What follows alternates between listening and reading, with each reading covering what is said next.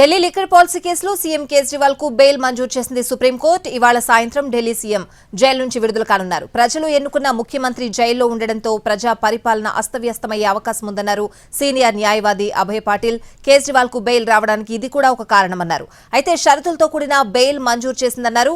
కేసుకు సంబంధించి సీఎం కేజ్రీవాల్ బహిరంగంగా ఎటువంటి వ్యాఖ్యలు చేయకూడదని ధర్మాసనం కేజ్రీవాల్ కు సూచించినట్లు తెలిపారు. అయితే సీఎం నియమించిన వ్యక్తులు ఫైల్స్ పై సంతకాలు పెట్టేందుకు అవకాశం ఉందంటున్న సీనియర్ న్యాయవాది అభయ్ పాటిల్ తో మా ప్రతినిధి రాజు ఫేస్ టు ఫేస్.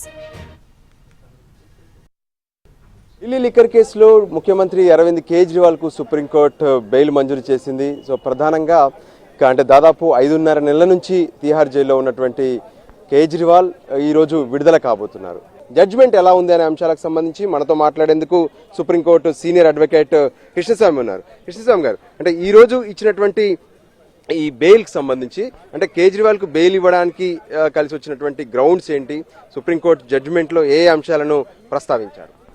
ఈరోజు అరవింద్ కేజ్రీవాల్ గారికి బెయిల్ వస్తానికి ముఖ్య కారణం సిబిఐ వారు దర్యాప్తు పూర్తయిందని, అంటే ఛార్జ్షీట్ అంశాలు పూర్తయినాయి, సాక్షులను విచారించాము, ఆల్మోస్ట్ ఆల్ మొత్తం దర్యాప్తు పూర్తయింది అని వాళ్ళు ఒక వారం రోజుల క్రితమే ఛార్జ్షీట్ దాఖలు చేసిన వలన ఇన్వెస్టిగేషన్ అనేది పూర్తయితే ఇంకా నా ఛార్జ్షీట్ ఫైల్ తర్వాత ఇంకా నా ముద్దాయిని జైల్లో ఉంచాల్సిన అవసరం లేదని పలు సుప్రీంకోర్టు జడ్జిమెంట్లు చెబుతున్నందు వలన వేరే దారి లేక గత్యంతరం లేక అందుట్లో దీంట్లో ప్రధాన ముద్దాయిలైన ముఖ్యమంత్రి తర్వాత వ్యక్తి సిసోడియా గారు A2 బెయిల్ మీద ఉన్నారు. ఈ కేసులో ఇంకొక ప్రధాన నిందితురాలైన కవిత గారు కేసీఆర్ కుమార్తె ఆమె బెయిల్ మీద ఉన్నారు. ఇలాగా ముఖ్యమైన ముద్దాయిలందరూ బెయిల్ మీద ఉన్నారు. కనుక ఈయన 5.5 నెలల నుంచి ఇంచుమించు ఢిల్లీ ముఖ్యమంత్రి జైల్లో ఉండటం, ఢిల్లీ ప్రజా పరిపాలన అస్తవ్యస్తంగా ఉండటము, ఇవన్నీ పరిగణలోకి తీసుకొని ఈయనకి అరవింద్ కేజ్రీవాల్ గారికి సుప్రీంకోర్టు మానవతా హృదయంతో బెయిల్ ఇవ్వడం జరిగింది. దీనికి సంబంధించి అంటే కేజ్రీవాల్ కు బెయిల్ ఇచ్చేటటువంటి క్రమంలో కొన్ని కండిషన్స్ కూడా సుప్రీంకోర్టు పెట్టింది. సో ఈ కండిషన్స్ ఏంటి? ముఖ్యంగా కేజ్రీవాల్ గారికి రిలీజ్కి కొన్ని కండిషన్లు విధించడం జరిగింది.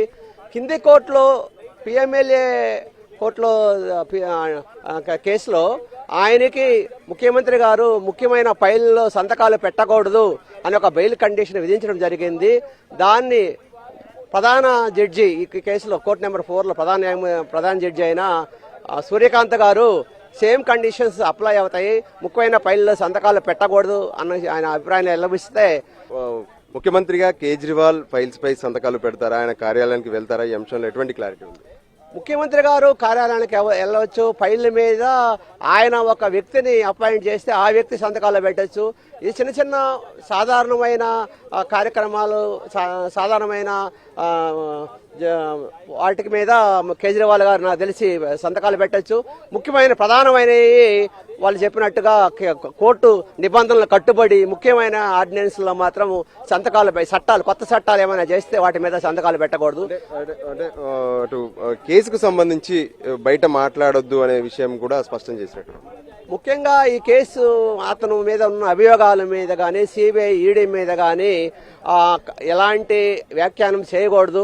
ఈ కేసులో తను అన్యాయంగా ఇరికించారని, ఈ కేసుకి నాకు సంబంధం లేదు, ఇలాంటి విషయాలు కోర్టులో పెండింగ్లో ఉన్నంత కాలము డిస్క్లోజ్ చేయకూడదని కింద కోర్టు చెప్పారు.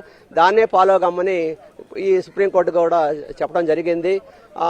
అదేవిధంగా ఈ కేసు ఎంతకాలం పెండింగ్లో ఉన్నా అంతకాలము కూడా ట్రయల్కి అంటే కింది కోర్టులో ఈయన వాయిదాలకు అటెండ్ కావటం, కోర్టు వారు చెప్పినప్పుడు వెళ్లి కేసు విచారణకు సహకరించాల్సిందిగా సుప్రీంకోర్టు ఆదేశించడం జరిగింది.